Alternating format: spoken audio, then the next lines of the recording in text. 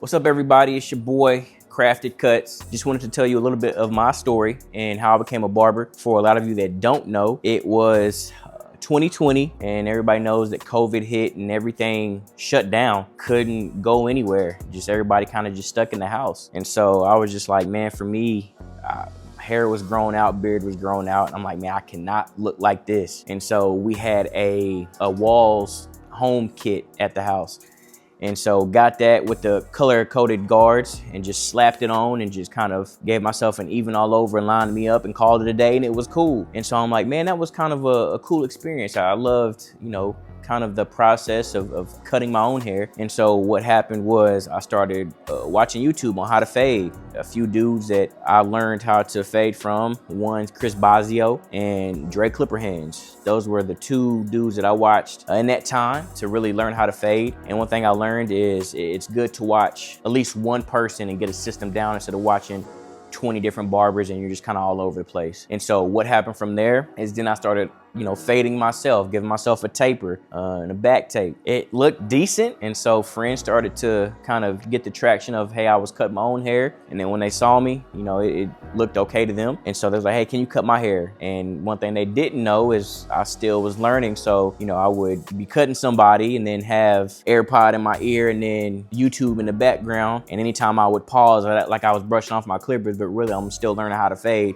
So I'm watching a YouTube video while I'm cutting hair. And so fast forward, it's about 2021. And so my wife and I, we are managers at a local car wash here in town. And we was just busy, man, pretty much working sun up to sundown, not really having a life. It's just work and then go home, eat dinner, wake up, do it all over again. So there wasn't really a time for me to even try to pursue this, because now it's like, man, I love this. I want to pursue it and try to go to school.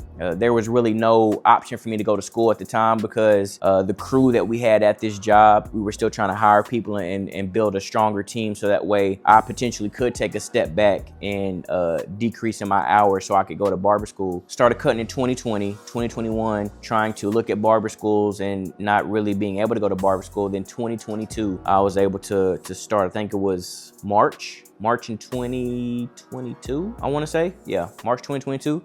Was able to go to a local barber school here in town, Queen City Barber College, and was able to start. And so I worked during the day from like 7 to 5, and then getting off, going home, kind of, if I'm able to take a nap, like a quick nap, okay, cool. If I'm able to, eat some dinner, cool. And then have to be back on that side of town from 6 p.m. to 10 p.m. at night. And so thankfully the wash that I was working at, it was literally in the same parking lot, thank God, as the barber school. So on Saturdays when I would get off from school, I could just, walk right to work. I did that for a year and a half. So a year and a half, I'm working and going to school. So I'm having like 12-hour days. And it was a lot. It was a grind. And just now getting married in 2021 and then just jumping into school in 2022. So it's just like everything's still kind of fresh. Thankfully, my wife, she agreed. She was like, hey, babe, if this is something you want to do, chase your dreams, and I'll hold the fort down while you do this. And so like I said, it took me a year and a half and was able to knock that out, get that done, graduate, and enroll to take my state board. And so with state board, it's I think 120 questions, multiple choice for the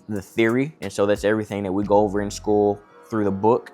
And then you have to pass that with at least a 70, and then you transition to practical. And then the practical is I think we had 7 or 8 different services. So it's like haircuts and shampoo and straight razor shave, chemicals, hair dye, facials, manicures.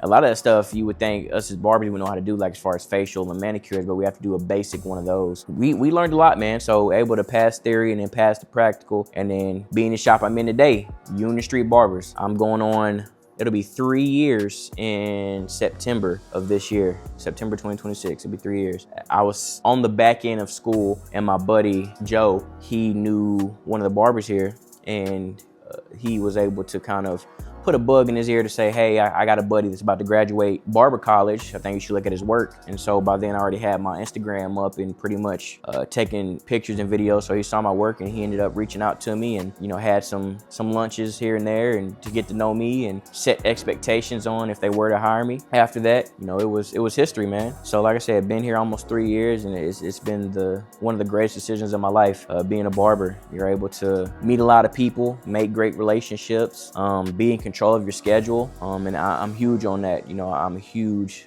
family man. So I always want to, you know, have a decent work-life balance. Being a barber was great. And I've always wanted to be an artist, but I never could draw. But the Lord blessed me in this way. You know, cutting hair is another form of art, another form of crafting something. So I'm, you know, crafted cuts make sense. So I'm always, you know, liking to craft things in my hand, making something out of nothing and making this, you know, beautiful picture, so to say. And so, like I said, the Lord blessed me in another way to be able to be an artist. I love being a barber. I love the culture of barbering. And like I said, you get to meet a whole lot of people. And also on the back end of that, you know, I'm a pastor as well. So everybody sits in my chair, man. I've had a lot of Jesus conversations in this chair. And so this chair has presented a lot of opportunities for me. And so I'm just thankful that God has granted me this gift and access in this way, in this lane, to just continue to be who he's called me to be. And so that's the journey, man. That's the story. And so like I said earlier, that's why on Mondays, I want to make Monday a content creating day, so that way you can continue to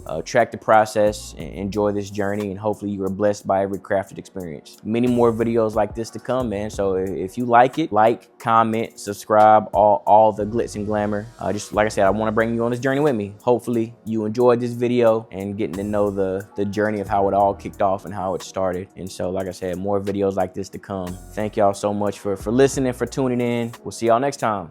Love y'all. Be blessed. Peace.